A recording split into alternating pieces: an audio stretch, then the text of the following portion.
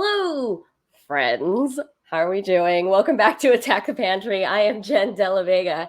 This stream is a deep dive into ingredients, cooking techniques, and recipes to help you cook for yourself during the panini and, the rest of your adult life. Say hello and throw us an egg in the chat if you like what you're seeing or hearing throughout the show. And that is how we show love around here. Friends, how are we doing? How is everyone doing? I'm doing great.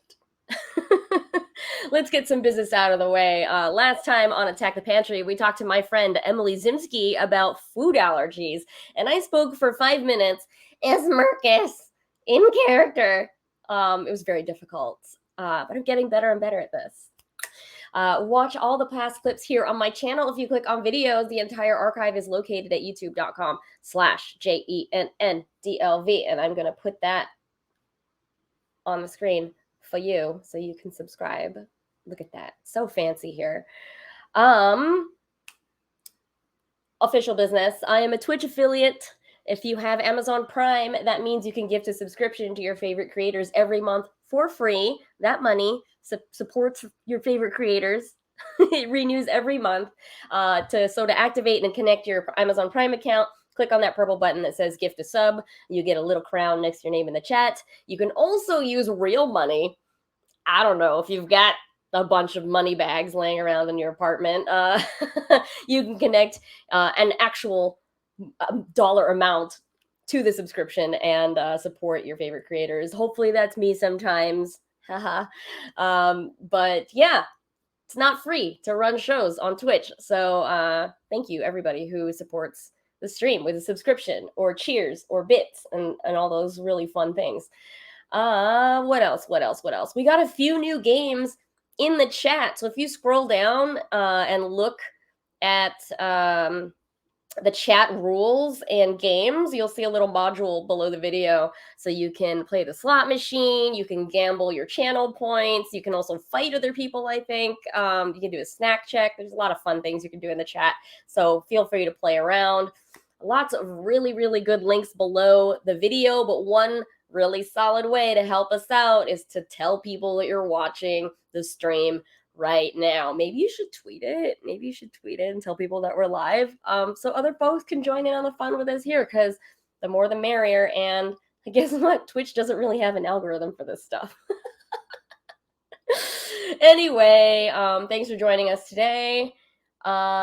Toria, thanks for subscribing for 3 months in a row.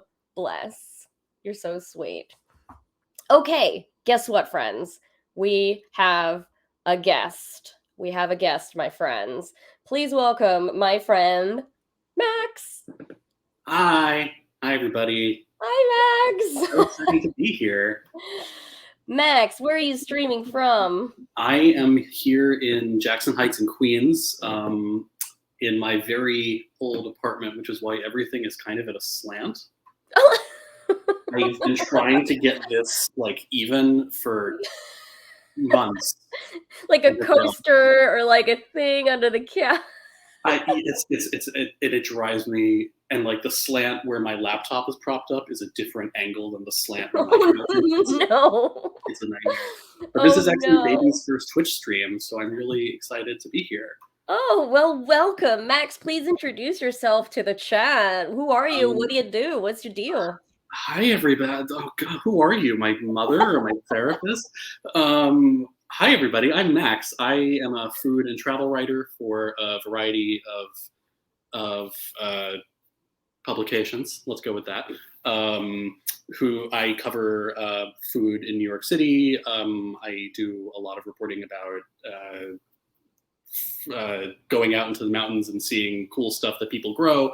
I also write about some specialty topics like tea and ice cream and other fun, cool stuff. And I, for the last few years, have been working on this little number, which is Taste Test. Yeah. 200 food trivia questions. 200 trivia questions for food lovers. You can see how We're definitely gonna get into that later for sure. Yeah. So that's I guess that's who I am. So Max, how do we know each other? there are I feel like there are so many different ways that we know each other. Well, But I can say how I know who you are. yeah, You were working at Serious Eats way back, and I came in. I remember y'all had this one column about taste testing every kind of chip. that's right. Yeah. Oh God. I was friends with Robin, and so I came. She invited me in to eat a bunch of potato chips with you guys, Which and you were there. which is a lot less fun than it sounds because your I mouth just gets so salty. I was into it. Good. I was so I'm into thrilled. it. I'm thrilled. I remember we had one taste test where we were testing baguettes across New York City, and I think I spent a solid 45 minutes just chewing bread. Miserable. Never again. Never again. But a lot of fun. Yeah, and Jen, I mean, you I feel like you've been on the internet forever. You're Yes. everywhere, and you do a million awesome things, and you're just omnipresent on the internet, and it's I don't know, it's so cool to be friends with someone who actually does all that stuff and is really accessible.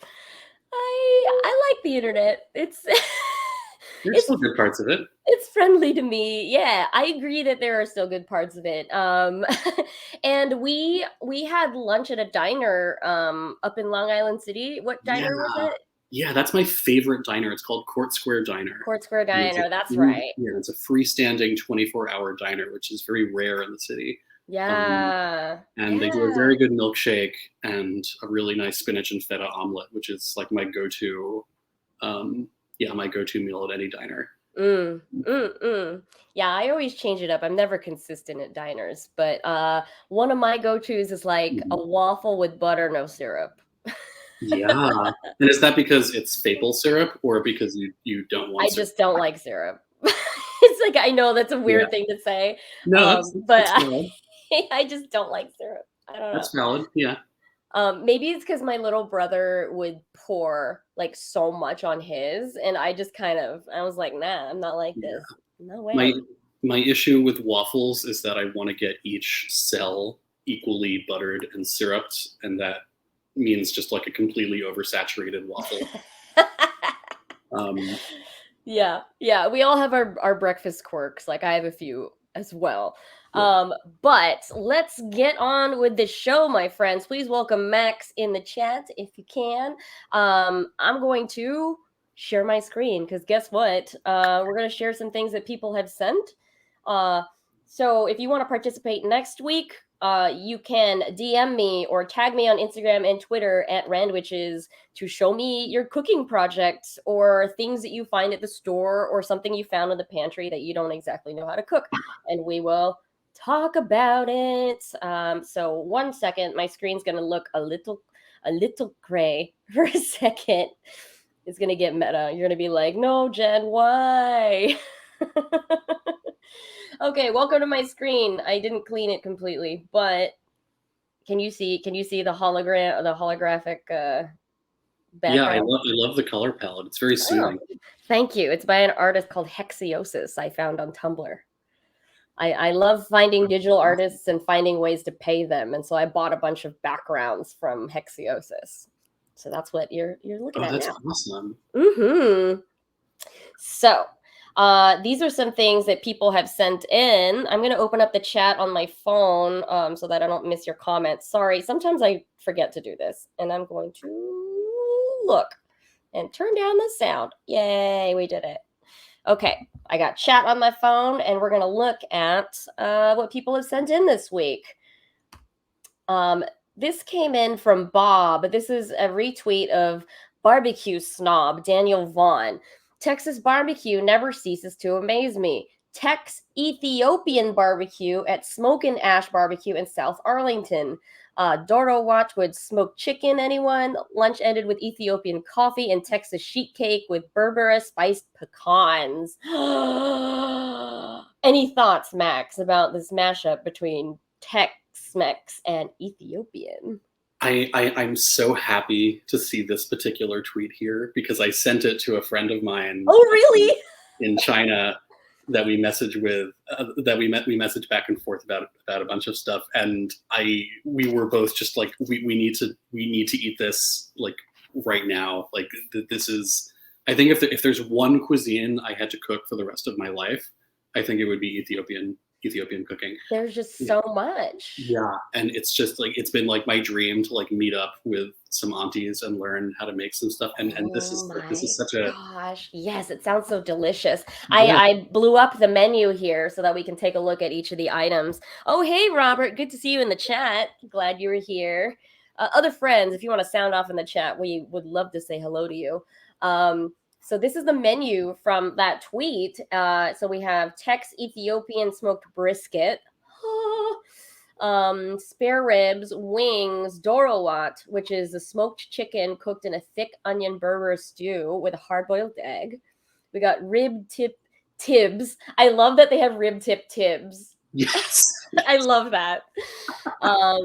We have firfir migas with brisket. Oh, okay. So it's crispy injera pieces cooked miga style. So miga style is when you cook tortillas with scrambled egg. So this is taking Tex-Mex idea and making it like Ethiopia. It's so cool. and look, injera is a pretty like floppy. Like, do you think they're frying the chunks and it then looks like them? they did. Yeah, it says crispy injera pieces. Oh, so man. yeah, scrambled eggs, pico de gallo, and then loaded injera nachos. Okay, so here's what I love about this is that the shiro, the chickpea puree, I'm imagining that fills like the same functional role as like a cheese sauce on nachos. Yeah. And then there's like little crumbles of like a firmer cheese. Like that looks so good. And it's like only $9. I would expect something like this in New York City to be like $15. Yeah, and you have to wait online to get in. I know.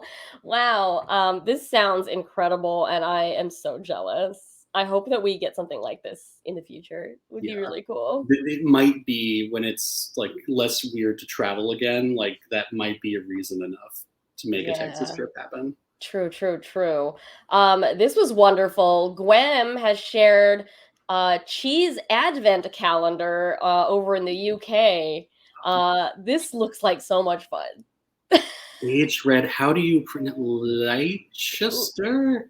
Leicester, maybe. Oh yeah, and it's like a little like pudding cup of cheese. I think it's just a little wheelie, like a Baby Bell, but no wax. Oh, that's brilliant. Yeah, so it looks like you get 24 cheeses. I have never really done the advent calendar thing. Yeah, same. Not my religion. Is it a really? Is this like a thing that like, not to make you stand in for all goyim, but like, is this a thing that like people do, or is it kind of? It's a thing that people do, but my family was never into it. I've seen a lot of food specialty people get into it. Like there's a Bon Maman like advent calendar, like a jam one. That's brilliant.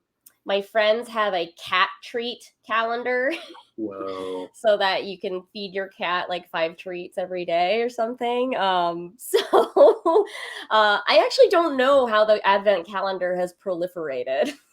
Yeah, like it just, I mean, I assume it's popular because it's a really good marketing idea. Yeah. But, like this also looks awesome, and like I want to eat a little bit. I want to eat 24 cheeses. Yeah. Oh, catching up in the chat here. Is this Soleil? Hi. Hi, Soleil. Huge fan. How's it going? Glad to see you. Thank you for following. That's so amazing to see you in the chat. Yeah, folks, if you have grown up with advent calendars, please share your story in the chat. I am clueless. I just know it as, as a white people thing. So. Well, apparently Chanel got in really big trouble for their advent calendar because it cost Chanel because it cost like $800 and it is mostly full of stickers and junk. Ooh, that's another example of a brand stepping in it. I Yeah, love it. they've been getting brutally reviewed on TikTok, and I think they deleted their TikTok account because Oh Facebook no, they got them. bullied off of TikTok just Yeah. like me the first time. Oh Robert, no! How it's dare fine. they? It's fine. Robert says we always got advent calendars growing up, but they were just pictures, no candy, cheese, or chocolate fun. Huh. So I what were the will. pictures of? I think it's just like holiday. It's kind of like the 12 days of Christmas, like Ah, countdown I to see. the holiday. But yeah, if anyone else has any insight about this, I'm so curious about like the food aspect of it. Are there like I'm curious for Robert or other folks, like if does like the 13th and the 20th day of Christmas have its own thing, like maids and milking or doves or rings? Oh, Like let's is see. there like a canon of like Christmas imagery for the full month or not? Yeah, Robert says Santa, reindeer, and some more religious than others. Whoa. Toria says Tony's apparently apologized this year for leaving one chocolate empty to highlight how some people have none. Whoa. I'm kind of like, I don't know. That's so Tony's. What were they expecting? Whoa. Oh, is that Tony's chocolate only? I think so. Yeah. Oh. We have a lot of viewers in the UK tonight, Mhm. so thanks all for tuning in. Soleil says, I used to think advent calendars were an urban legend because I never saw one in real life until recently. I would say yes, that they're becoming more popular, especially with like the food open windows thing. Mhm. But Yeah. uh, I worry, for me personally, I worry about before people start sending me a ton of advent calendars, I worry about keeping it in the fridge because I don't have a Yeah. lot of space ever. Yeah. And it's like, there's just like so much packaging, and it's a lot of little bits Yes. and pieces. Oh, that's exactly what Toria just said. My only issue with Mm, advent calendars is so much packaging for so little chocolate. Yeah. Yeah, it is a lot of packaging. yeah. Um but yeah, I'm so curious now about like the tradition of advent calendars and like how it's become like kind of a popular food gift. Okay, here's my guess that Yes, please, some like please paper goods theorize. manufacturer overseas like developed a packaging that is that like was like newly affordable to produce, and suddenly like every consumer packaged good company that could do an advent calendar is like, oh my god, we finally have this ability to, like, that's my actual guess. Like What this if is it how was the supply chain what if it actually tends what to if it work. was fucking Uline? No. And I'm they're, just yeah, kidding. and I'm it's just it's kidding. all their fault. I'm just kidding. I want advent calendars for other holidays too, and other like strange times of year. Yeah. Oh my god. Easter will be so funny. Yeah, and I Can want I like have like all the eggs, like different eggs for Easter? oh yeah, and can we get like a freelancer tax day one that's like Oh, different anti-anxiety medications oh, I love that. for every day approaching your file deadline? Like a bunch of edibles Yeah. also. Oh my god, Hell yeah. that's a $1 million business model. Oh, here we go. Soleil has another idea. I'm surprised reusable advent calendars aren't a thing. That's Yo, it's a yeah, startup idea. that's brilliant. Please commission us if you decide to do that. Anyone? Um, thank you, Gwen, for sending in your advent calendar starter conversation. My goodness, we love it. Toria, who's in the chat, sent this tweet. I don't know. What am I doing with camembert? So I searched the internet. The internet told me to wrap it in pastry. Okay. And I added salad because I like fiber and vitamins and minerals. What do? This looks Tor- beautiful. Well, I Toria, mean, what would you do? Toria, this sounds great. Like, honestly, I would just eat the camembert. I'm so simple when it comes to cheese. I don't Yeah. do much. Well, and like this is it's such a beautiful genre of just like take a wheel of cheese and wrap it in pastry or don't and just throw it in the oven, Mm. and it's like fondue without all the work. That's true. Yeah, yeah, yeah. Yeah. Another way to do this particular serving is to wrap the bottom half in pastry and not cover the top half so you have that open lid. Mm. You have an open lid, and so you can just dip right in with some boiled potatoes, some crusty bread, some carrots Um, like you have on the screen already, apples. But honestly, camembert, I don't do much. I just have like baguette.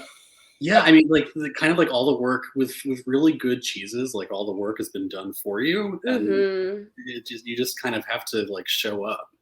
Yeah, and this particular one is very spreadable. At room temperature, it becomes, as you've seen, pretty liquidy.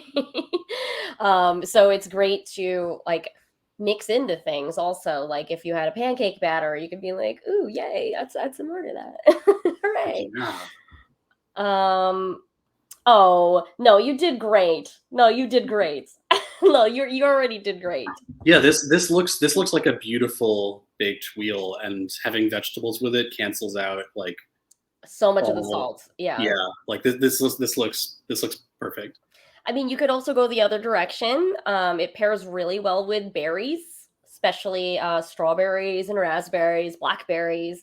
And you can also do green apple. I love green apple with camembert. It's like Mm, very tart to go with the softness and the saltiness. yeah, And then pears also pair really well with pears will pair really well with camembert. Wow, what a sentence, I Jen. love. Jeez. I'm gonna have to do green apple. I've never done that pairing before. Okay. Oh man, I love it. And speaking of which, not speaking of pears and apples, camembert has a mushroom note. I don't know, Toria, if you smelled that as you were eating it, but sautéed mushrooms also go really well with camembert. So imagine with me, please, a sandwich, a sub sandwich with sautéed mushrooms and camembert. Yeah, Yes, yeah, yes.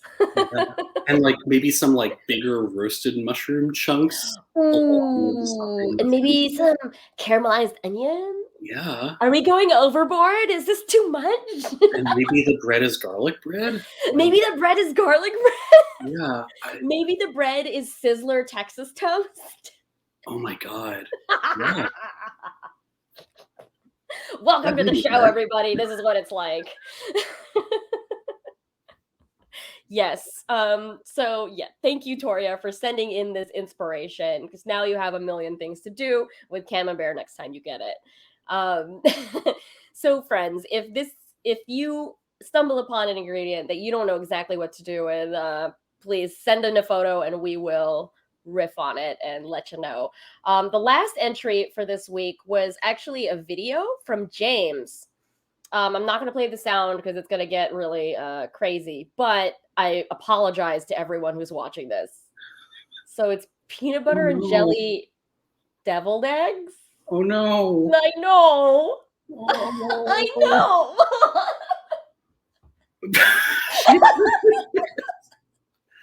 know. um. So James sent this one in. Thanks, James. Always the troll. This is from an account called Boys Who Can Cook. Uh yeah. So, do you know Dennis Lee, or as he's known on the No. internet, Fart Sandwich? Oh, I know who Fart Sandwich is, yes. Yeah. So he has a newsletter where he does a bunch of gross, hilarious, stunty stuff like this. I think he just dressed a hot dog with peanut butter and jelly, and I really Oh, want to send him this now and like see him do something even more awful to it. I mean, it's not wrong because at Criff Dogs they have a peanut butter. Yeah, Uh, I'd eat that. Like that those parts, and like ketchup is basically jelly. It has as much sugar. essentially, yes. Yeah. But if the viewers will remember, we had a guest a couple months ago named Emily who talked to us about what makes food cursed. That was And exactly the I word I think was going to say for these eggs. Yeah, I think Yeah. that falls squarely into that category of kind of food is performance and without love and without intention of eating it, really. I mean, they Yeah. probably did eat it for the video, but like it's not for nourishment. So I love to bring that up every time we see something that is cursed. Because Emily had so many salient points about That's such like, a smart theory. isn't it? Such a Yeah. win. So we talked for like 2 hours about this. Yeah, because you have We all were these just getting props. really heady about it. Yeah, because suddenly you have all these props that are loaded with all of these like meanings and memories, and you're using them in a totally different context. Yeah. Sorry, gonna catch up in the chat here. Toria, yes, it looks like they did roast the eggs, but I bet you they did boil them. It was just to troll us, I bet. Oof, you reminded me of Food Wars, gross food battle. When you're done with One Piece, get ready for some fan service in Food Wars. Oh my god, I will. You are not the first person to recommend Food Wars to me. Um, Speaking of One Piece, I excuse me, for everybody who doesn't know this, I've been watching One Piece from the very beginning, and it's the longest running anime because I worked on the cookbook that came out a couple weeks ago, and I screenshot a lot of food moments from the show because we couldn't fit everything into the book, and so I just like archiving all these food moments in case maybe we might want to do another one. But we're in this arc on zoo, which is Japanese for the word elephant. And so there's an island nation on top of the back of an elephant in the ocean. And Perfect. there is a cat in a bathtub singing a song, eating lasagna. I have And, no notes. Perfect. Done. and it says lasagna meow. And is that like, is it a Garfield reference or is this an I independent? hope it is. I want it to be so badly. I want it to be a Garfield reference, but I don't Yeah. know. I don't actually know. And bath time is the one form of leisure that Garfield never partook Yeah. in and clearly should. It was opposite behavior of every cat I've ever met. Like no cat likes a bath. But this is my daily One Piece food screenshot. For folks who want to follow along, I have a very long live tweet that I update every day when I watch an episode. I usually watch an episode while I'm eating, so you'll see it at breakfast, lunch, and dinner. So what have I been doing this week? Friends, if you would like to submit photos for next week, you just tag me on Instagram and Twitter. My username is Randwiches. What's going on with me? These are some things that I've made over the past couple weeks. This is a Szechuan chicken with soba and cashews. It's kind of a kitchen sink thing that I was doing.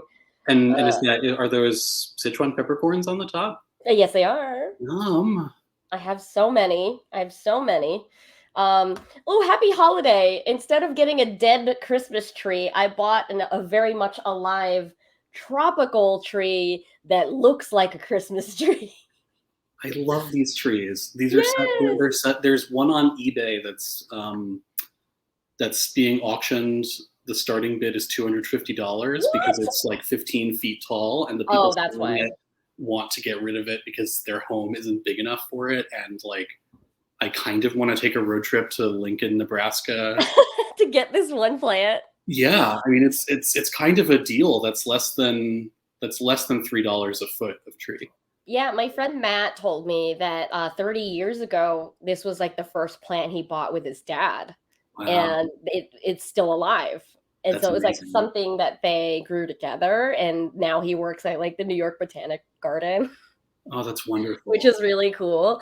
But they gave me a lot of like, I don't know, encouragement about keeping this thing alive. I actually take it into my bedroom with me at night because I have a humidifier. Oh, you're so kind to your trees. That's so what wonderful. They said. They were like, you can spritz it twice a day, but if you have a humidifier, take it to bed with you. And I was like, yes, I will.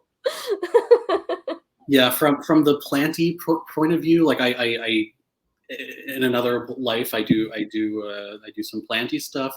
Spritzing does nothing for humidity, and any plant shop that tells you it does anything, like they're just misinformed. Mm-hmm. It gives you like an extra like couple percentage points for about 5 minutes, and then that's it. Oh, all right. I will keep humidifying it though and adding water, actual water. My goodness. Sorry, catching up in the chat here. Soleil says, I once saw a 10-foot fiddle leaf fig plant on the curb in San Francisco, and I still regret not calling someone with a truck so I could get it. Rip. Oh man. street finds could be a whole nother stream topic. Yeah, especially I feel like especially San Francisco has like the best Yes. assortment of just cool stuff to find on the street. This is my lunch salad the other day. It's a bunch of romaine with. Okay, have you been to Hometown Barbecue, Max? Not in a hot minute, but I love them. Okay, so their potato salad is smooth. I eat it. Taste? They have like a smooth potato salad. It's like Uh, all mashed and it's cold. And what I think they do is that they rice the potatoes after they've been boiled with pickle juice. So yeah. I scooped a bunch of it onto some romaine with a little bit more olive oil and then some garlic crunchies, and that was my lunch the other day. That looks delicious. A potato salad.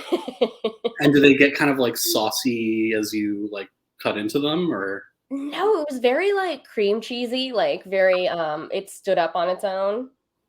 But Yum. yeah, I don't know. It's fun experience eating it. Yeah. Yeah. I never understood potato salad. It was another thing for the goyim, but that looks actually really edible. Yeah, well, thank you. I mean, your salad presentation looks excellent. You know what I mean. Yes. I went to a holiday party with a bunch of my chef friends on Monday. This was a very special thing. I had to take a picture of it. This is queso de bola. In the Philippines, this is our Christmas cheese. Other people might know it as Dutch Edam, which, you know, on the spectrum of fancy cheeses, it's not very fancy, but in the Philippines, we think of Christmas when we see queso de bola. And how is it? Is it just like eaten as is, or is it cooked with? So we tend to slice it into thin pieces and then have it with ham, like Yeah. holiday ham. And then there's one recipe I'm working on for a future cookbook that you scoop out the insides and you stuff it with a ground beef mixture and bake that. So it becomes like a beefy fondue situation and like a cannonball of cheese. Not mad about that. I know, right? It sounds really fun. I can't wait to do that. Yeah. Oh, and on pandesal, that would be so good. Oh, yes, especially with pandesal. For folks who don't know what pandesal is, it is a Filipino it looks like a dinner roll, but it's for every meal pretty much. This is a fun thing. I started making scallion salads because I have too many scallions in my house. I just Googled a quick like Korean banchan like scallion dish, and this was very easy. You soak the scallions thinly sliced in some ice water and then toss it in some soy sauce, sesame seeds, sesame oil, dash of sugar, and then I roasted off some butternut squash seeds, and it's on top of some garlic naan. Yum. Yeah. This is what I have in my house. We're just trying to cook through the fridge. It's really tough here. And how do you get it ribbony like that so it's all like curly cute? Oh yeah. When you slice scallions vertically, you can shock them in some cold water and they become like octopus curly. Whoa. Yeah. Really cool. Really cool stuff. Awesome. And then you also are taking away a lot of that allium bite Mm-hmm. as you soak it, so you can make it into a salad. Mm-hmm. Because I wouldn't necessarily do a fresh scallion salad. I'd be like, that's too much. My heartburn. This was lunch yesterday. What a beautiful thing to make with pantry stuff that you just have lying around. Yeah, it's kind of like based on the idea of like a piadina, like Italian flatbread with like a salad on top, but Asian. Yeah. This is my friend Laika. It's my neighbor cat. Like the Soviet dog or the camera? Yes, like the Soviet dog. Oh, absolutely, yes. Oh my gosh. I'm glad you knew that. That's awesome. I used to work at the same mothership as Popular Science magazine, which did a really adorable video all about Laika, narrated by someone pretending to be Laika, the space dog. Google Popular Science, Laika, Laika. It'll make you turn to mush. It's adorable. Aw. So Laika was my dining companion last night. My friend Kate Ray made vermicelli noodles and this wonderful mushroom saute with lots and lots of lemongrass, garlic, cilantro, peppers, super Yum. fragrant. No fish sauce, but we had a lot of fixins also with the noodles. Like we had pickled daikon, pickled carrot. It was super. My mouth is watering thinking about it again. It was really good. Yeah, that looks beautiful. Oh yeah, here's my finished bowl. Yay! Um, Yay! And then Max and I are hosting trivia night next week, folks. Oh, where'd it go? Sorry, I accidentally closed it. Hello, come back. Hello. Yeah, we're gonna we're gonna keep aware of the news and see what Wonderville's policy is going to be next week about events, because they've been on top of vaccination stuff and making sure their staff is all tested. So we'll keep an ear out for any updates for Wonderville, but so far as I know, this is still on. yeah. But backup plan, if we are unable to do the event, we can very much stream it like this. If you're down, Max. which I think would be so much fun, and then we can get participation from like people All sorts over. of people. Yeah. Yeah. That'd be I really won't be cool. able to throw like weird old candy at people the way I was planning to in I person. know. I have a bag of prizes sitting over here in my living room. Yeah. So I hope that we can do this, but people stay tuned to our Twitter accounts to see how this goes. But we're still planning to do it so far as I know. So next Wednesday at Wonderville, 7 to 10 p.m. And if not, catch us on the live stream. So Max, you actually sent me some photos. Is there anywhere in particular you wanted to start? Yeah, maybe. I mean, these were a mix of. Yeah, let's start with that crab. That crab has such a. Let's go.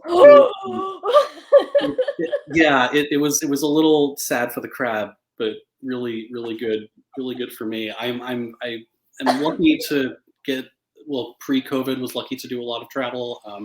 This was on a family trip to Sri Lanka. I want to say 6 or 7 years ago now, and I still think about this crab all the time. It was at this tiny little restaurant in an alley called, I believe, Yaal, Yaal, which sounds better in Sri Lanka, or different in Sri Lanka.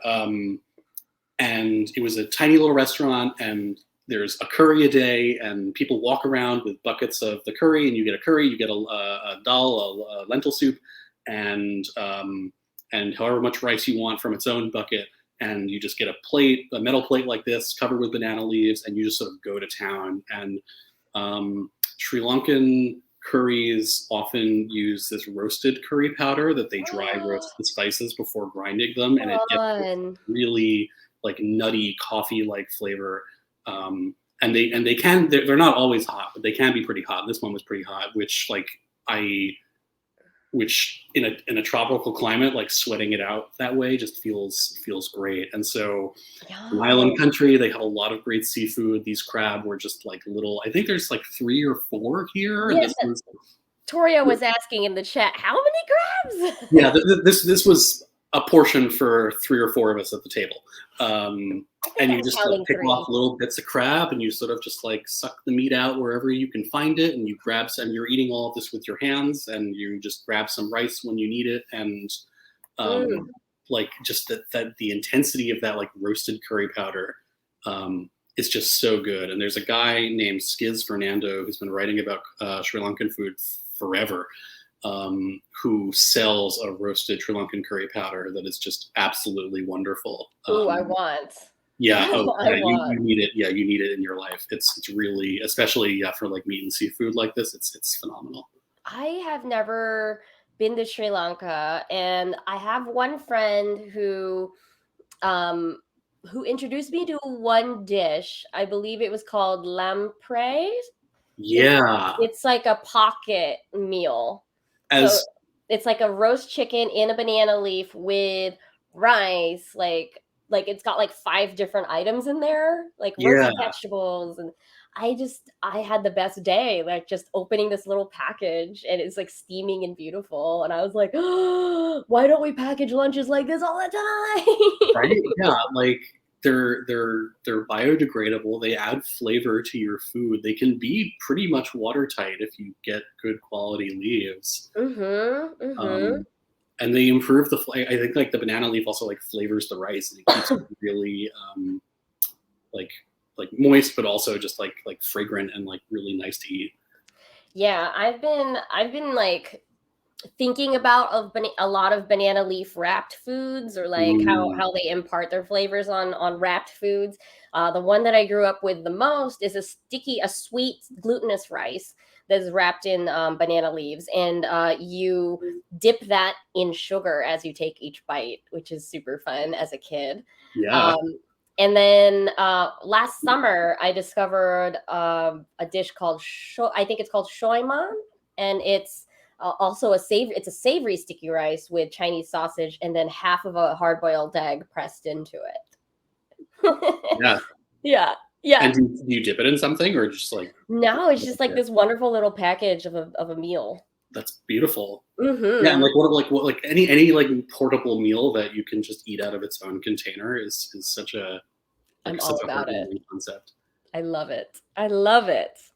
Um, so yes, this crab sounds delicious. Where else do we want to go? Where do we want to travel with So, Max? so that shot, those little noodle guys are We're gonna go here. from, yeah, this was from a trip to Singapore, which is famous for its street food, which is mostly not actually on the street because the Singaporean government was not street vendors, and so they built these hawker centers, which are now big public institutions. They're kind of like like food halls, but what food halls actually should be, and not full of assholes. Mm. And we were in the district of Geylang, which is the red light district, where it's like bordello, Buddhist temple, bordello restaurant, Oh my.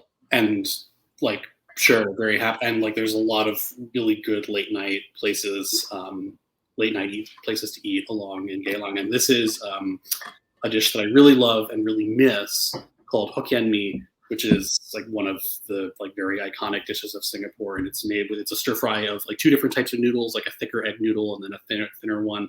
Mm. Sometimes the noodles vary, and then little bits of fatty pork, usually like pork belly, and shrimp, and like pretty minimal saucing. And you can they make a version in Malaysia that is much more popular in the United States because there were more Malaysian restaurants here that adds dark soy sauce to it, and that's also really delicious. But what I love about this this version is that like you really taste like this like surf and turf of pork fat and like shrimp juices as they sort of like emulsify as they fry it in the wok.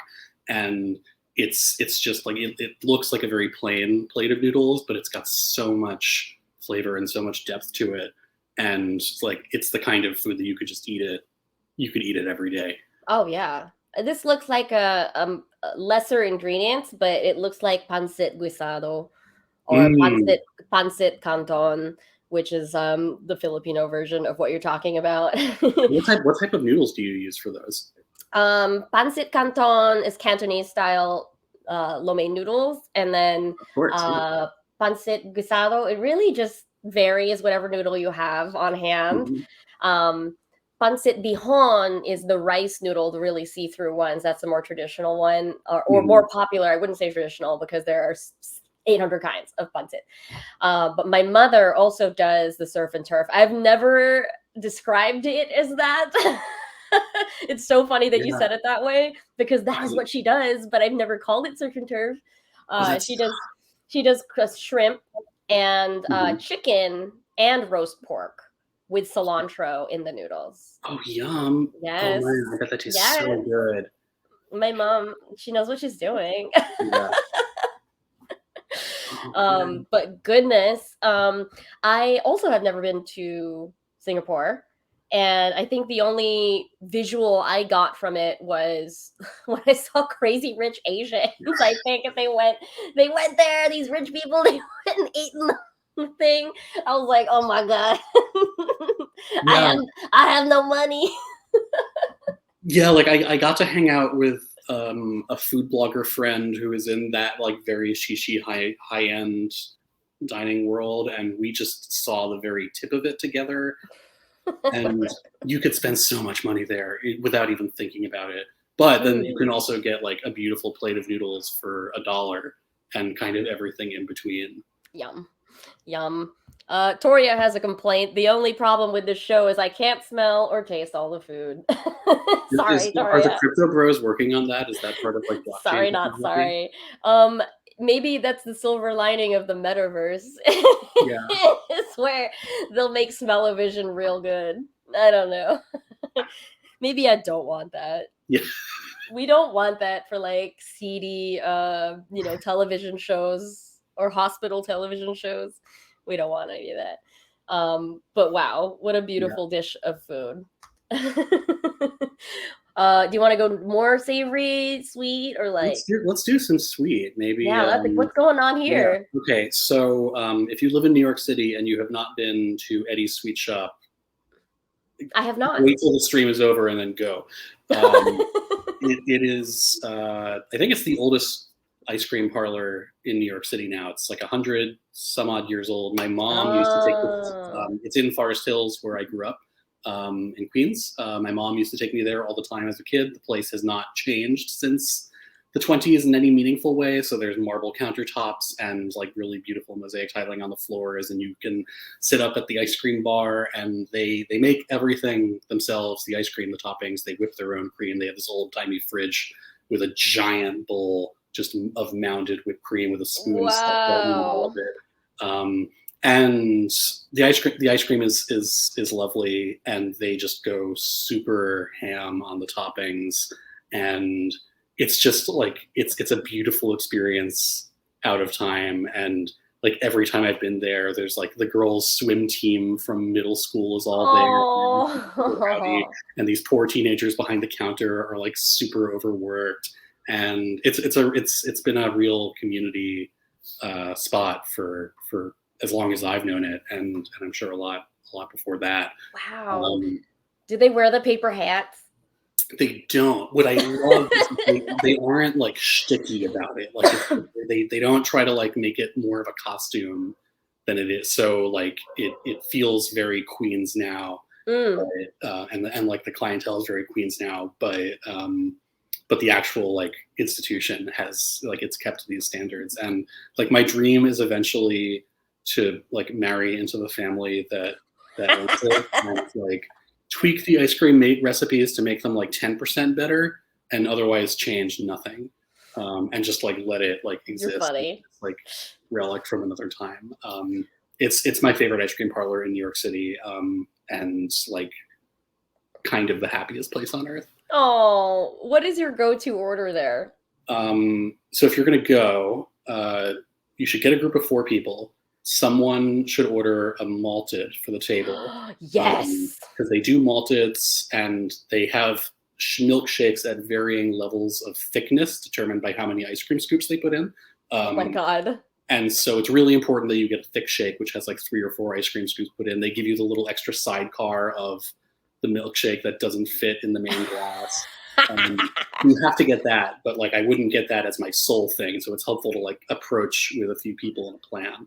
And then you have to get a 3-scoop sundae with coffee chip as at least one of the flavors, because I think it's by far the best flavor they make. And then I usually do like a butter pecan and then some wild card.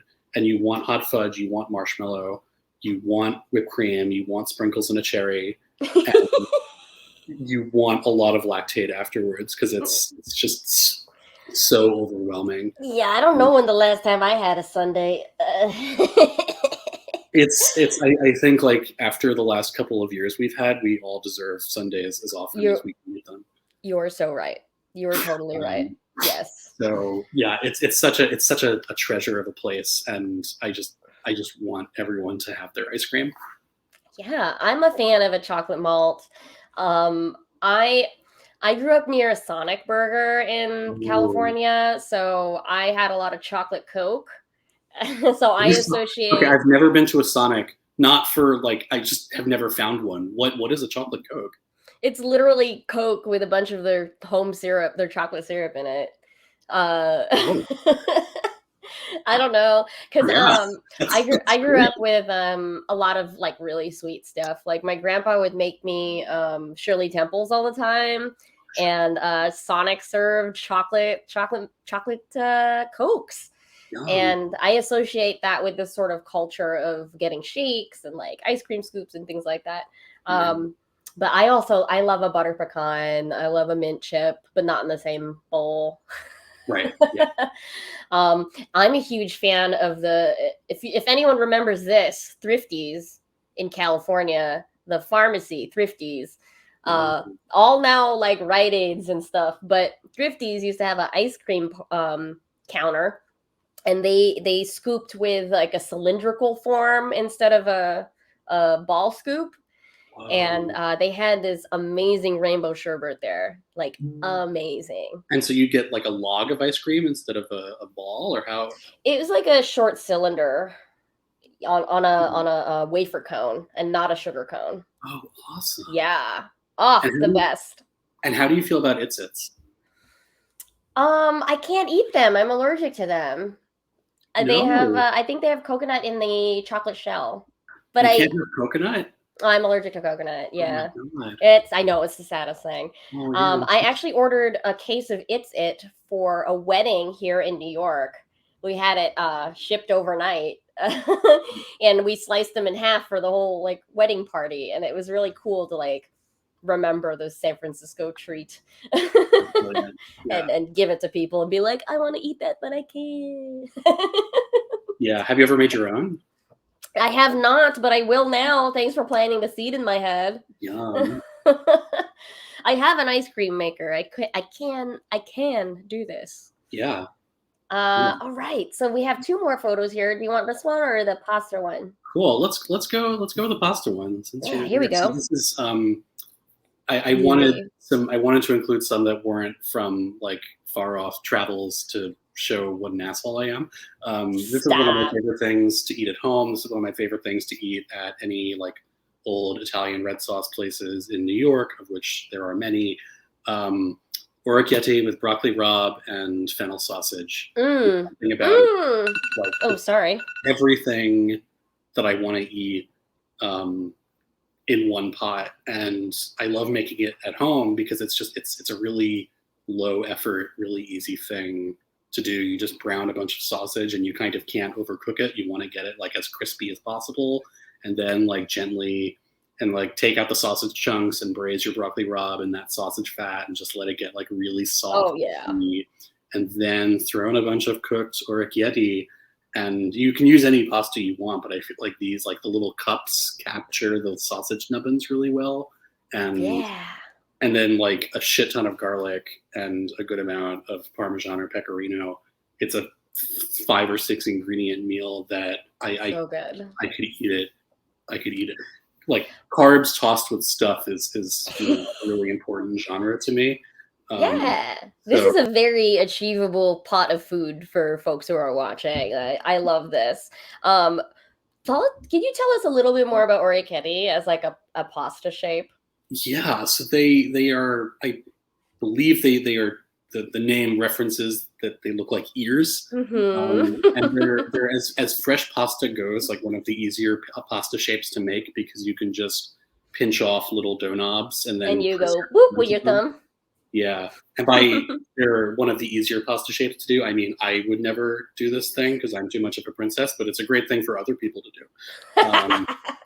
And it's a great thing for me to enjoy eating.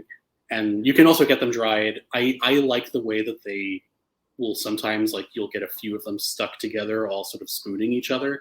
And that little, like, dense chew of like 3 or 4 orecchiette stuck together through like the glue of their own starch in between this very heavily seasoned meal, like that intent. It's like a pasta gummy candy, but in a way that's way less gross than that sounds. And so I just think they're a really fun and versatile pasta shape to have. You can eat them with a spoon, which to me is very important. They're also Yeah. great with peas because the cups hold peas for the same reason. Oh yeah, I love it when I catch like a garbanzo bean or a pea inside of the orchetti. Like it's so much fun. I Do love you have this. orgetti feelings? Are they like in your pasta I rotation? I don't have a lot of them right now, but I do love them. Yeah, for this reason because you can the combination that you just mentioned of like a sausage, a broccoli rabe, this pasta shape, some beans and some cheese is so easy. You can swap out the sausage flavors. Like Yeah, I could do a chorizo in here. I could switch out the green. I could do collards. I could do rainbow totally. chard. We could do arugula. Like any hearty green will stand up in here. Yeah, So it's such a great tool that you've just given people in the chat. I think it's a great tool that you've given people. Um, that's like a visual recipe that's just like show all these different options to people how to hmm customize it. Yeah, it's such a beautiful dish. Yeah, I'm a fan. I'm a fan. And then finally, we've got this last dish we're showing off. Ooh, hello. Okay, so this has a couple parts to it. An old roommate of mine named Alex El Nabli, who I lived with for one blissful year. He is Egyptian and Armenian and loves to cook and would sometimes make Egyptian breakfast, which consists of tamea, which are the Egyptian style of falafel shown here in that like lentil shape. And Fun. just like what a beautiful thing to eat that for breakfast. And for a brief period of time, this is when I was living in Astoria in Queens. Freddie, the king of falafel, who is one of the city's deservedly most celebrated Oh, street. I've had that one before. Yeah. So for a while, he was selling his falafel mix as a raw mix that was Oh, frozen and that you could then fry at home, which cool. was wonderful. So every once in a while, Alex would wake up and say, "We're having Egyptian breakfast," and you stop everything that you're doing. So we would have some tamea. We were making this. I think we were doing this for a photo shoot where I was doing a story on his full modamas and his dad's full modamas, which are Oh, so that's why you have two little piles of it. yeah. So I see. full is it's this Egyptian street food of fava beans cooked down with stuff. And so Alex's version has tahina in it, and you grind some garlic into a paste with some cumin seeds, and then just spritz some lemon juice in it, and it's beautiful. I still I'm make this dish so all the time. hungry. And then his dad's version is like all about excess. So where Alex's is this kind of like a more classic approach. His dad uses no tahina, I think, an embarrassment of olive oil, which is I think like a direct like it was a recipe that involved like drain some of the bean water from the can of beans and then like fill the can up with olive oil and Oh do my god. like That's a lot. yeah, and there's a ton of raw garlic in there I that can you see the difference between the two textures. The father's one is on the right. yeah bingo, yeah, you nailed it. That's funny. And then like and he has this step where you just throw in some raw garlic and a bunch of lemon juice at the end and just let it like sit and commingle for a couple of minutes. Anyway, the reason I bring all this up is actually for the out of focus salad in the back. Oh. To include a vegetable here. I told that this has parts. One of like this was I think this must have been in the winter because we were having this salad of just finely chopped cucumbers and radish, and they were just dressed in a very simple dressing of tahina and some lemon juice and Oh. cumin and salt. And what I loved about it is that like like if you were to have Egyptian breakfast at any restaurant, they would probably serve you like a tomato and cucumber salad. Yes. Which is fine, except we're living in New York City where tomatoes suck for 10 months of the year. And it's like, why are we spending money on out of season tomatoes that taste like cotton and that are just super watery when instead So sad. Yeah. here are radishes, poor neglected radishes, which cost nothing. Yeah. And They're they make crisp. perfect, Yeah. they have the crisp, they have the same kind of color trick. And so, I mean, obviously it's going to taste different than a version with tomatoes, but to this day, this is like when I do a tomato and cucumber salad, anytime that's not cucumber salad, that it's not tomato season, I do a cucumber and radish salad. Yum. And it's like especially like I'm craving, like my mouth is watering of everything on this plate, the salad is the part that's making my mouth water the most. Awesome. Oh, I'm so hungry now. This is And the danger of this show is we're looking at food the whole time, and I'm gonna stop sharing my screen so you can see our big faces again. Uh, yeah, like I get so hungry when I like see these photos, and thank you for sending them in and sharing your stories. Like it's so great to think about travel when we're worrying again about COVID and like just the world. But this is just such a bright spot to be talking to you about food. Like, it's great having my friends on this show because I used to do this alone. Can you imagine? Yeah, that's a lot. I'd be like talking to myself in the chat for like 3 hours. But it's just so much better to talk to somebody else who also knows a lot about food, has eaten a bunch of food, and can really, I don't know, talk about it.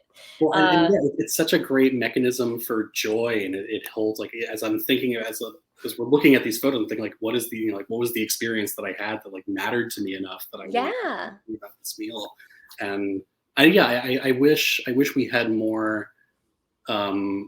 I wish there was more discussion of that as part of like the media industrial complex around food, of just how food can be a mechanism for joy and discovery and self-discovery. And totally. And that's why I encourage folks to like send in their photos, like no matter what level of cooking you're at, because who knows, like your idea might inspire someone else to make it and like riff on it. And in the end, we all eat, which is very exciting and helps us in the end, and that positive, I would say. But thank you, Max, for sending all that stuff over to me. And let's transition to the real topic at hand. Taste test. You made a freaking game. You made this game. Well, I wanna couch that by saying a lot of really talented people. A lot of really talented people made this game. Yeah, it exists. It's in the world. Yeah, it's in the world. It's the way the line that like my new elevator pitch for it is that it's like Trivial Pursuit, but for people who argue about regional burrito styles, because the goal was to make a okay. So the genesis of this game was Jenn and I have both worked with tastecooking.com, which is one of my favorite publications to write for and read. They had a podcast for a while that was called Taste Food Questions, and this was the editor-in-chief Matt Rothbard assigned me with writing copy for this, and the idea was to have 2-minute episodes that were like answers to burning food questions you would never think to ask, like why do we blanch vegetables? Like, what does blanching vegetables do? Or like, what is egg sardu from New Orleans? Things that people just might have never heard of, to just give them like a little nugget of something. That podcast eventually wound down. Fast forward a while and a number of emails and lunches with folks, and Matt and the team at Clarkson Potter at Random House wanted to do a book about these types of trivia. And then as we were talking about it, we sort of realized like this is more of a trivia game, because we were going to kind of style it as a Trivial Pursuit style book. And then we thought like, let's just do it. Someone had the great idea of saying, let's just do a game. And so that's how we arrive here. So the game has 200 questions in 4 different categories with amazing illustrations by Carmela Caldart, and I hope I'm saying that name correctly. So cute. I love the artwork. Picture, yeah, like such this dude on the front, like I just love him, and I love that intense stare that he has. Yeah. I am sauteing. yeah, like very focused on what he's doing. And each of the questions there's a question, there's 4 answers, 4 multiple choice answers. Answers are on the bottom, or the correct answers on the bottom. And there are rules printed in the game. Rules, yeah. Mostly like I encourage people to just like attack each other at dinner with questions. Yeah. And there's like an optional hard mode where you play without the multiple choice answers, and you just have to keep going until you get something wrong, and then you're eliminated. Ooh. So, and I think if the stars align and we're able to do this event in a couple of weeks, I think we're going to try that with some experts to see how well they see how long they can last. Yeah.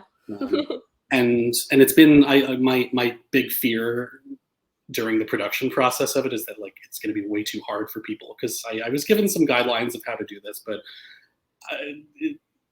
I wanted it to challenge people, and I wanted it to sort of like force them to learn something that they might not know. Yeah. Because I think like part of the idea of trivia is like trivia is really a way to sort of encapsulate like what's worth knowing about, even if it's all useless knowledge, and like what's like in the cultural zeitgeist, and what should we know from the past that's still relevant. It's kind of a statement of like, this is what should matter. So it was really, I love that. Yeah, it was really important to me and the team that we cover just a really wide range of people and places and subject matters. There's like questions for people in their 60s and 70s. There's questions for kids in their teens. There's a Snapchat question, which I felt way too old to be writing. And from what I've been hearing from people playing the game is that it's challenging, but people are doing much better than I expected, which thrills me. And I think like we're all like, everyone is a food expert now, whether they like intentionally want to be or not. What is your relationship with trivia like before this game?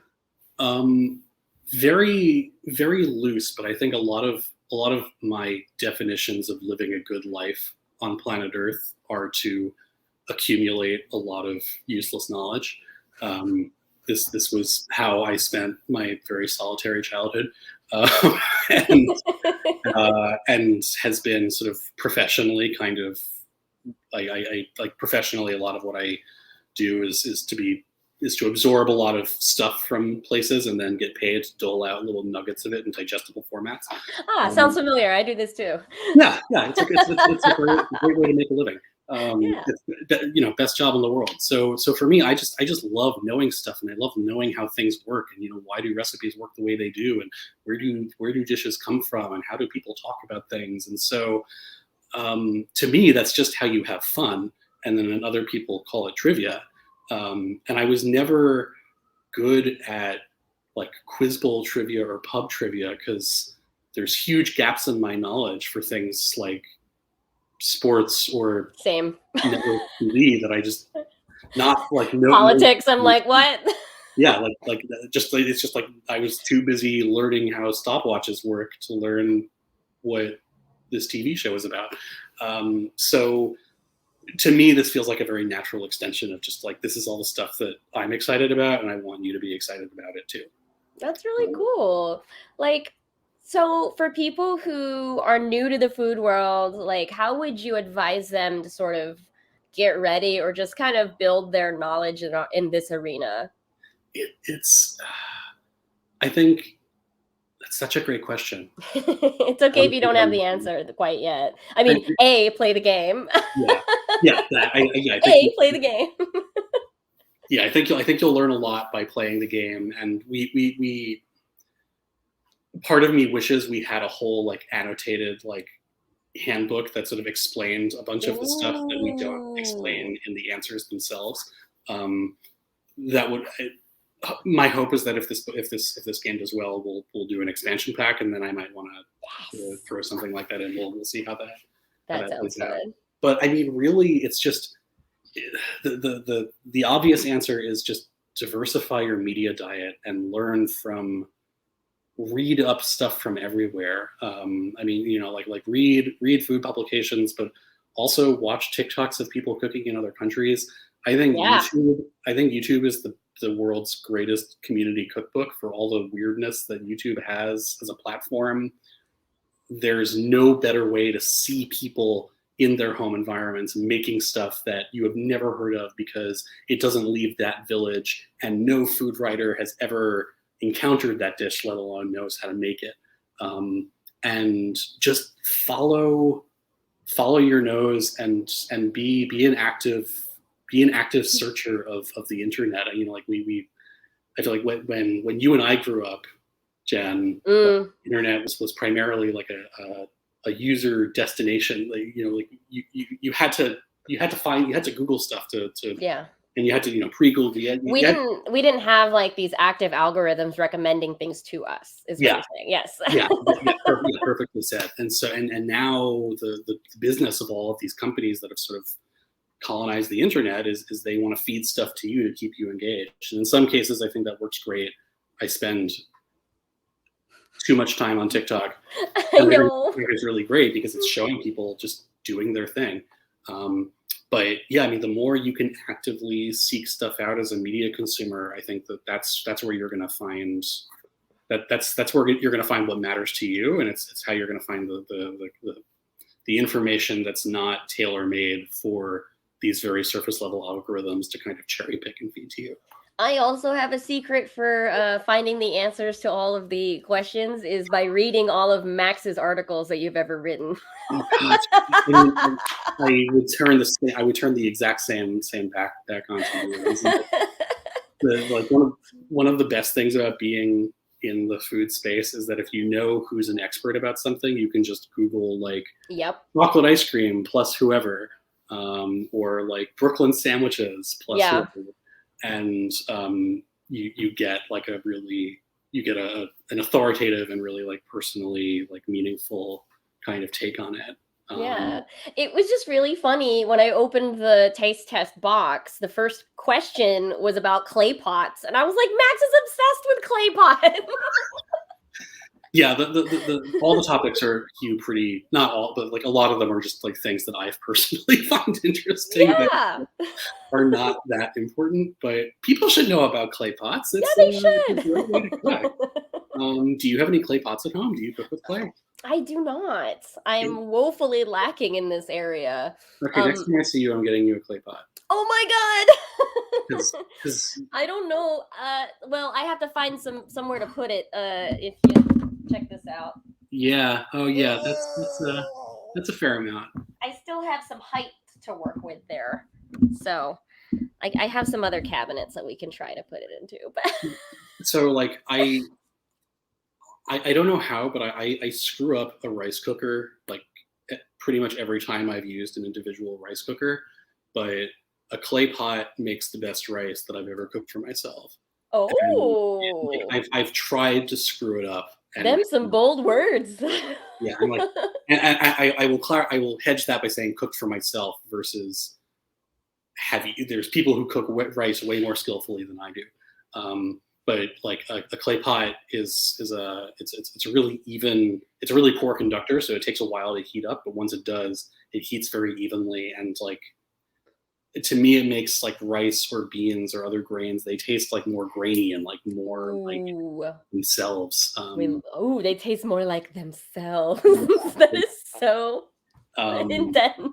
My friend Charlotte Druckmann, who also writes about food, sort of described the difference of cooking beans in like a clay pot versus like a stainless steel pot. It's kind of like when the beans go to a sauna, and it's like a drier type of heat, even though they're cooking in water. Like the clay is absorbing some water, and it adds this kind of like baked element to food, even if it's sitting in a pot full of broth. You heard it here, folks. You heard it here, folks. The clay pot. It's a magical invention. Yeah, magical 8,000 year old. Yeah, one of the oldest implements. Yeah. But I'm afraid we are at the last segment of the show, my friends. Guess what? It is time to play like we're on Chopped. I've got a little blurby here. Let's pretend we're on Chopped, friends. If you don't know this TV show, there's a basket and 4 mystery ingredients in it, and chefs, us, have to make use of them to make a dish. There are no wrong answers. Purpose of the exercise to think about how far ingredients can go and maybe inspire your next meal. So chat, can you give us 4 ingredients that we might have mentioned during the chat, or whatever? You can throw us curveballs. But let's get some 4 ingredients in the basket, and then we'll try to think of things to make with them. Or Max, if you have an idea. Well, if we go through the chat currently, we have crabs, chocolate, cola, and Mega Baby Bell cheese. I'm down. which I'm going to follow your lead on, because I'm not really cola, sure. and then did you say Baby Bell? Well, if we were just going like reverse chronologically through what people have, like foods people have mentioned in the chat. Yeah, why not? Why don't we just put Baby Bell cheese? Yeah. All right, I'm gonna put that in the chat, and we're gonna pin that comment on the screen so everybody knows what we're working with.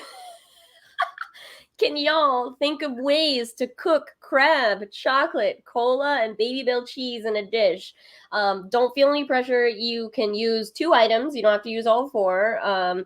You can take things you know how to make already, like sandwiches and soups, and swap out ingredients. So we just like a lot of ideas, and we can also help each other out. So no pressure, everybody. Imagine that you have all the tools and time that you need. Just remember, feature the stuff in that basket. Let's go, folks.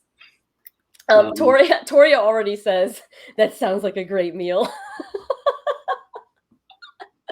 I'm curious how you how you picture that meal, but tell us, because I want to know. We have a question. Can you marinate crab like marinating in cola? Yes, you can. Yes, you can. Absolutely Okay. can. Here's a thought. Go for it. How do you think like cola and fish sauce would go together as a marinade? Pretty well. They would go pretty well together. Like especially with like those like raw marinated crabs that you get at some Korean restaurants. Mm-hmm. What we would do is probably reduce that cola a little bit more, so you get more of that syrupy, plum saucy sort of texture. I guess. Mm-hmm. Actually, why don't we do Dr. Pepper? Yeah. Reduce some Dr. Pepper, get some fish sauce in there, marinate the crab, cook it really quickly, do some just fresh scallions on top. Yeah. That sounds nice. If we stretch the definition of chocolate to include cacao nibs, yes, which are like pre-chocolate cocoa little bitter note on those. Yeah, totally. like get that like roasty, nutty kind of flavor in there. Mm-hmm. Yeah. Okay, we got an idea from my hand here. I've seen meat braised. Oh, braised, braised, braised in cola. So I'm guessing you could do the same with crab. Yeah, totally. Yes. Yeah. Definitely. I'll get that ingredient back up here, folks. How would you make a dish with our crab, cola, chocolate, and Baby Bell cheese? What if we did a crab mole with the chocolate? Yeah. Oh, that's yeah. It wouldn't cook for very long because crab takes minutes. But yeah, we could do a chocolate mole ahead of time, and then like use some for the crab. We could use you could put cola in there because there is an amount of sugar toward the end. And then that cola nut like caramel flavor would work. Yeah, I think like. And then like you have like some soft corn tortillas and you throw some crab and then you get a little cheese nubs and get them all melty. Hell yeah. Yeah, that's very edible. What if we did we made like a cheese flour? So if we shredded the cheese, dried it out, pulverized it, make it into a flour. Well, is this a thing? No, but I'm saying. Okay. I wasn't sure if this was like a keto like fried chicken. It could be the no carb cheese cracker or cheese tortilla that we have crab taco on. Yeah, I would eat that. Ooh, Toria has an idea here. Chocolate ice cream with cola syrup, please. Yum. Boom, boom, boom. We love that. I'm curious if any of you have ever heard of a black angel as like an ice cream treat. What is that? I learned about this from a friend who grew up in Vermont. And it's vanilla ice cream blended with Coke, or I think they're whatever is the local soft drink of choice there, and it's like a milkshake but blended with soda instead of milk, and it's really good. I mean, that's like just a blended float, right? Yeah, exactly. Yeah, I've never heard of it though. Yeah, I've never heard of it called a black angel outside of this one person saying it in like a few cursory Google searches.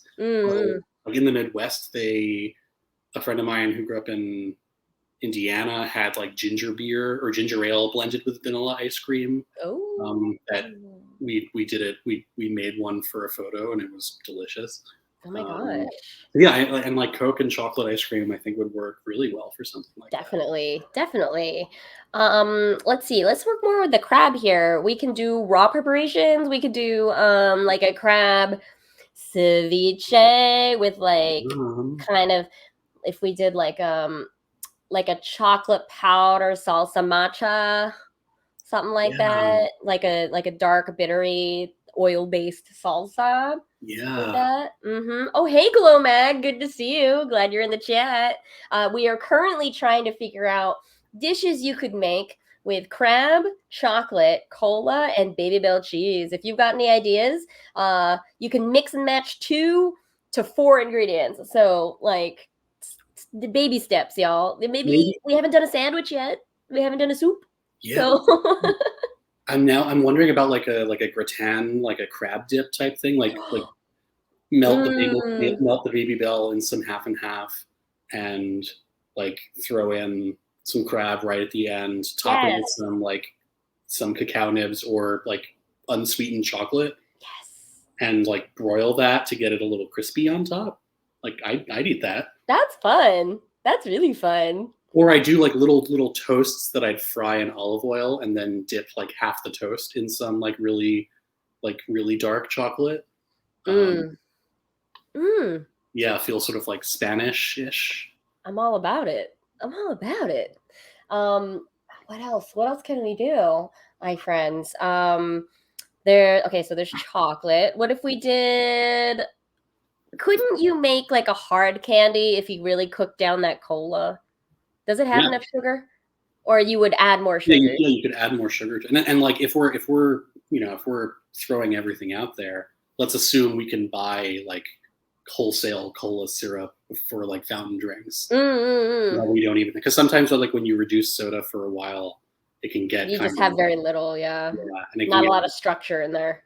Yeah, it can get like scorchy. But like if we have the raw syrup, hard candy could totally work. What if you made like a toffee, chocolate covered like cola toffee, or like a butter toffee made of the cola syrup? Yeah. I don't know if structurally that would work, but maybe one day we can test this theory. And like that with like a nub of Baby Bell, I could just eat that as oh my gosh, what if we did like crab fondue? Or we could even do the wontons, the crab rangoon with Baby Bell. Yes, and the sauce is so sweet. It might as well be a cola sauce. Cola dipping sauce with like maybe do some orange zest and make a cornstarch slurry there to thicken it up. But yeah easy. Yeah. That sounds good. Yeah, I would eat that. I mean, I would honestly even eat like the little like fried wonton corners just dipped in melted chocolate. Like ooh, wonton chocolate. Yeah, I have that. I could go do that. That's please report back. Friends, last call for ideas. How would you combine crab chocolate, cola, and Baby Bell cheese in a dish? This is such a fun exercise. Ooh, what about like a crab salad? What if it was like, I don't know, like if we did like a Baby Belly ranch kind of thing, like if we dried up the cheese, powdered it, buttermilk powder, some chive, some dried onion also. Yeah, and I was wondering about like maybe baking some as cheese crackers. Like Frico, yeah. And like throw in like maybe you can eat like you eat the salad off of like you use that as your little scoop. I love that. Cheese bowl. Oh, whole nother genre of food. We make Baby Bell cheese bowls. Oh my god, yeah. Or if we use the bigger cheese from earlier in the chat, the Edam, we have a big bowl. Oh my goodness. Yeah, that I think Soleil called it a reverse Juicy Lucy. Oh yes. Sorry, I missed that comment earlier. Reverse Juicy Lucy. I love that. I haven't stopped thinking about that since she mentioned.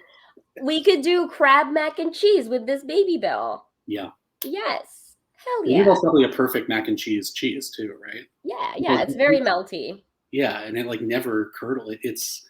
I'm also wondering if we can do something with the Baby Bell wax. Like, how can that be a component?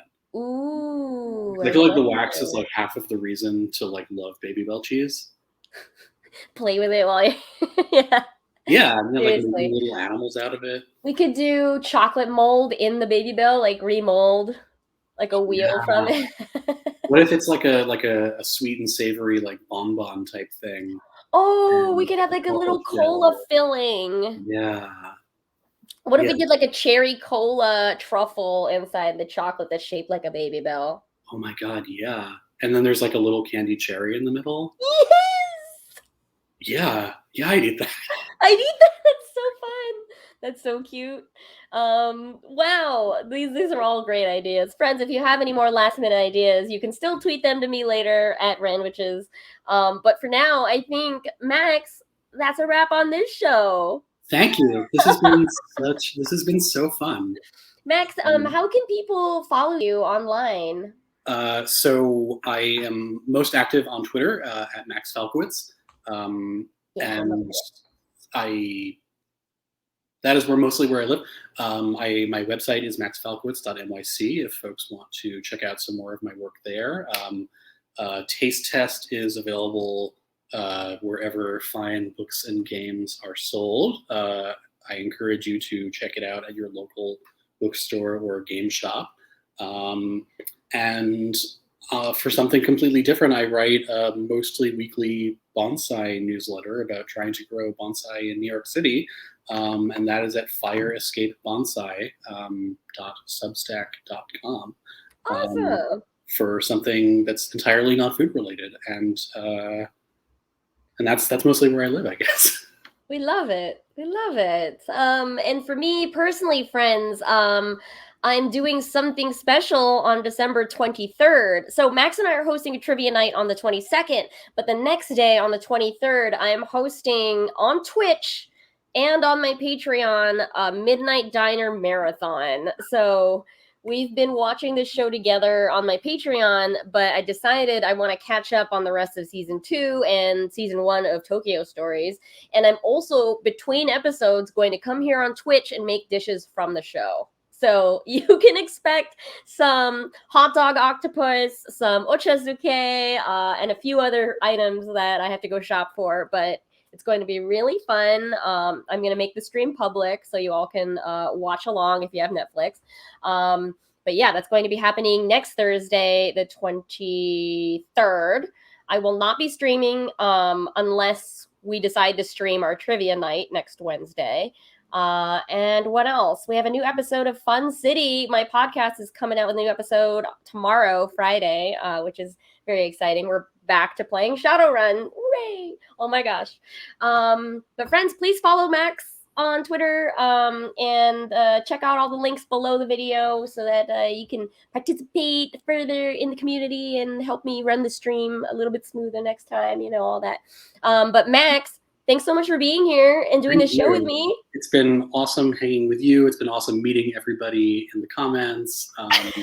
Thanks for joining us to talk about crab dip with cola sauce. Yeah, folks. Max, if you want to stick around, I'll say bye to you properly, but I'm going to take you off the air right now. Friends, stick around. We're going to raid another channel. Thanks so much for hanging out, and bye, everybody.